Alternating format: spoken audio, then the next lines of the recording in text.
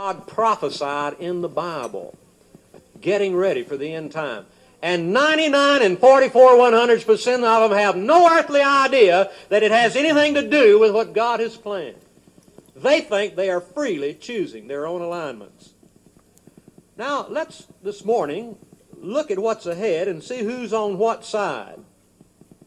The Bible teaches that there are to be two great world conflicts coming up. In other words, there are two great world wars coming on. I hope and pray and trust that we'll be raptured out before either one of these wars start, and in the closing part of the message, I will share with you why I believe we probably will be, those who are Christians, will not be here when these wars take place. But there are two great wars that are prophesied in the Word of God. Now, we'll only get to the first one this morning. I'm not talking just about that, but I'm talking about the alignment of nations and where the United States fits in. That was the topic that we put in the bulletin.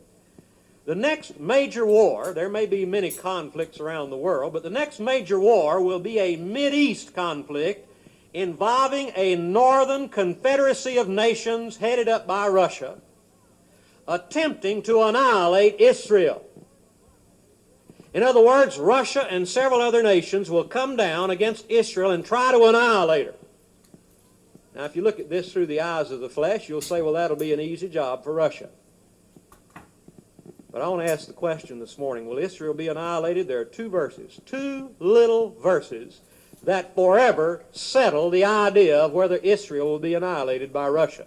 They're found in Jeremiah chapter 31, verses 35 and 36. I read them at this time.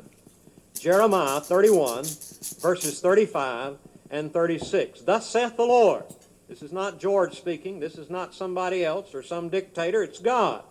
Thus saith the Lord, which giveth the sun for a light by day, and the ordinances of the moon and the stars for a light by night, which divideth the sea when the waves thereof roar. The Lord of hosts is his name. If those ordinances depart from before me, saith the Lord, then the seed of Israel also shall cease from being a nation before me forever. Now let's put that in common everyday English. God is saying in Jeremiah 31, 35 and 36, as long as the sun shines in the daytime, and as long as the moon and stars shine at night, and as long as the moon causes tides that make the oceans roar, there will be an Israeli nation. That is God's decree. Oh, this morning, if only Russia would read the Bible that she's banned in her country.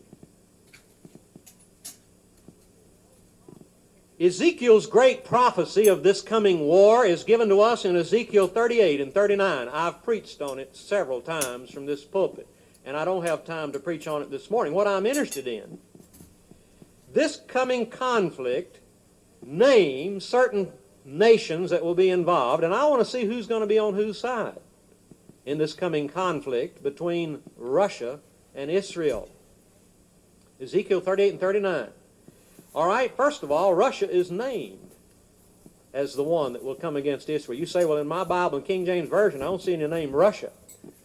The reason for that is because the word chief prince, which appears 3 times, is a translation of the Jewish word or Hebrew word Rosh. In other words, you could call me Brother Fishing Basket. I don't want you to, but that's the meaning of my name. A creel is a little basket you hang on your hip and put fish in. And so if you translated my name, I would be Brother Fishing Basket. Now what they've done here is simply to translate Rosh, which is a name, chief prince, in the King James Version. It should have never been done, but that's what's happened. It's a name.